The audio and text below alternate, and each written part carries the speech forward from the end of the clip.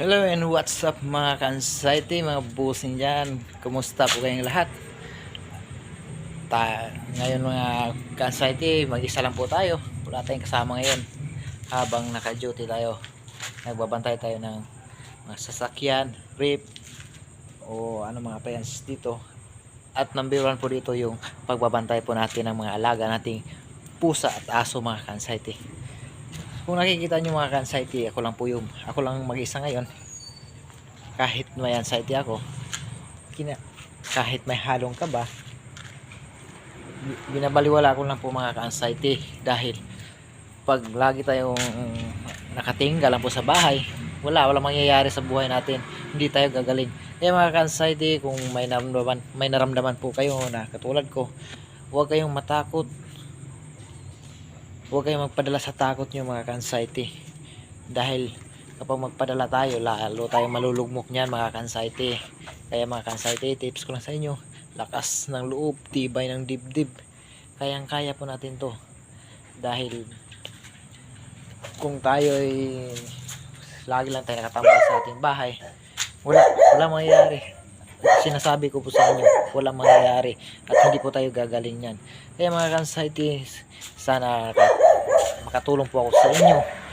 Kaya mga ka-anxiety, po mga ka-anxiety, na lagi po tayong think positive lang po lagi. At huwag tayong makinig sa ibang tao kung dahil akala nila malakas lang tayo. Pero hindi nila alam na mahina yung katawan natin dahil sa anxiety natin.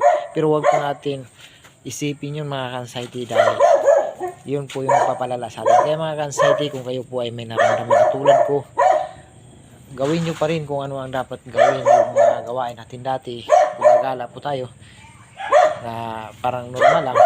Kaya andito ako ngayon mga ka-anxiety, parang medyo okay na ako dahil hindi po ako nagpadala sa takot ko na baka may mangyari sa akin na wala akong kasama.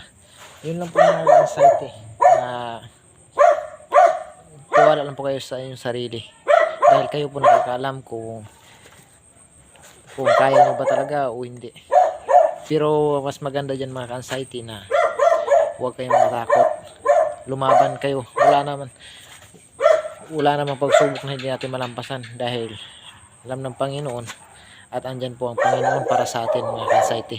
Kaya mga ka-anxiety, kung kayo po ay may nararamdaman, huwag kayong lagi naka-expose sa bahay nyo, dahil hindi po nakakatulong yan. Kaya mga ka-anxiety, maraming po salamat sa inyong lahat, at sana gumaling na po tayong lahat, na samahan po natin ang pagdarasal sa ating Panginoong Diyos. God bless mga ka-anxiety. Good luck.